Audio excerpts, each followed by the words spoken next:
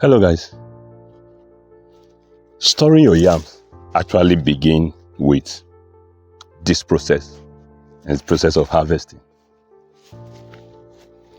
I want you to understand that for you to be able to store these yams with little losses or no losses, you must learn to harvest in such a way that you do not cause any injury. I'm going to show you two mistakes that people make while trying to store their tubers and what exactly you are to do, because what exactly you are to do is what the focus of this video is all about. So don't touch that dial. Let's go into it. So guys, I'm going to show us two mistakes that people normally make before they start storing their yams. We've just harvested this like you saw earlier. Mistake number one, because they want to remove the soil attached to the yam. Remember, this yam is just freshly harvested. The skin is still very, very soft. So they do this. All right. Fine, you are removing the soil, isn't it? But you are doing something else to the yam. You are causing injuries and you are causing bruises. That's mistake number one. This can lead to the damage during storage.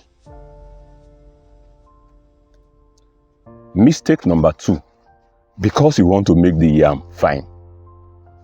You say it's rough. There are a lot of soil. You try to remove them. The ones you cannot remove fully, you bring water and start to beat the yam. All right. Okay. Fine. It's getting fine now, isn't it? Wow. All right. You are saying that the thing is getting fine and you'll be happy. This is mistake number two, because the skin is still very, very fragile, and the more moist you put, it's already moist. It's already, especially when you harvest during the rainy season. The more moist you put, the more likely your tubers are going to get bad. And I'll tell you why. It can lead to fungal infestation, and that is a major problem before storage or during storage.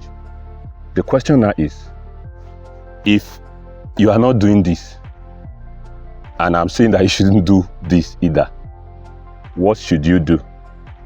And that leads us to the main discussion for today, what we are going to really talk about today. It is called curing of your yam. So let's go right into it. So guys, we are going to talk about this concept called curing of yams. It's an age-long concept that has been used to take care of yam tubers before they are finally stored in the barn. Of course, we know that barn storage can help your yams to last up to about 5 to 6 months, even beyond.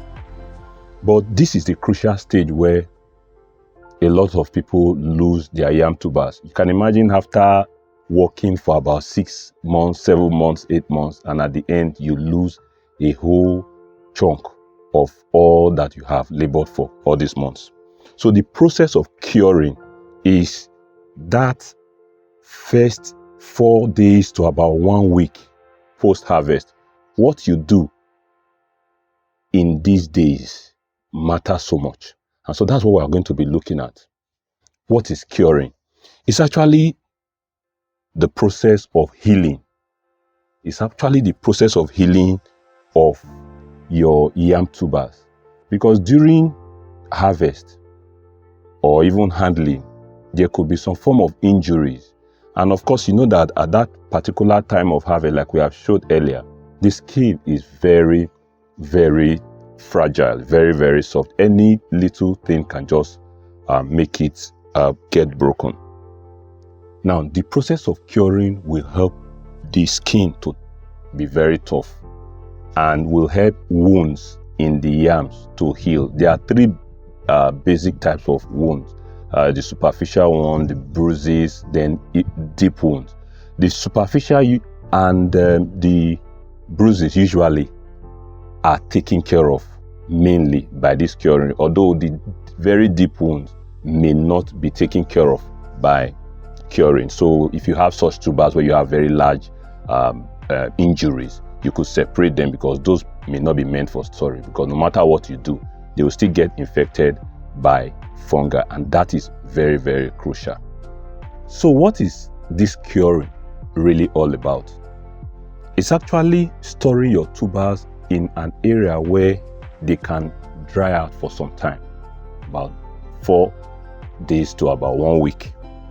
That way, you don't need to use your knife to remove the soil around them, or you use water to wash. This one was harvested yesterday, and as you can see, I did not even bother to remove the soil. With time, because it's drying out, it's going to, all this soil eventually will start falling off. I won't even force them to fall off. Let me show you what I mean. For example, this particular tuber has been harvested about 4 days now, or 5. You can see that the soil can just easily crumble out because it has dried, and the skin of the yam is now a bit tough. It's still curing actually. Now look at something like this. This one is over 1 week now. You can see that the whole soil is out and the yam is looking very, very fine. Now, some form of healing has taken place, and again, the skin during this process, it starts getting tough.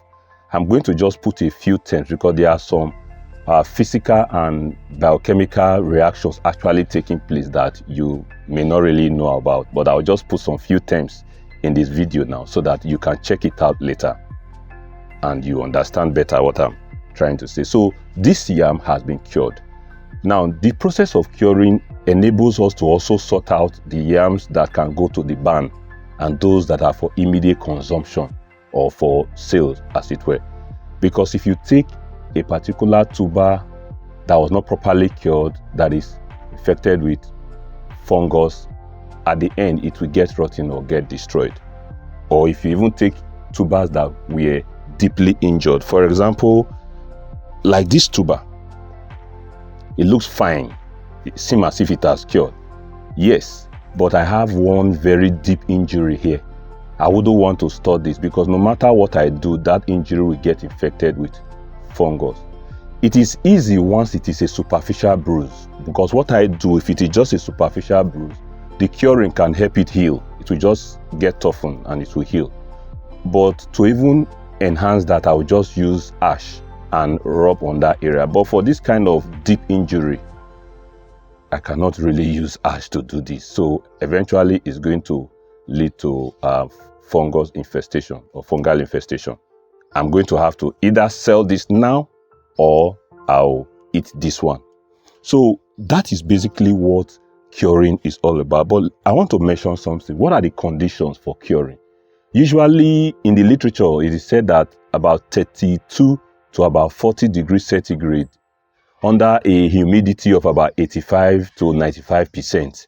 So, which means the place is not too moist such that it will not lead to fungal infestation. But then again, you need some persons can even cure under sunlight for about a day. They'll just put their yams in quote to dry out. That is usually very important, especially during the rainy season. I try as much as possible to delay my harvest from the rainy season. If I'm not going to really sell those yams or use those yams at them, I try to delay because I don't want so much moist.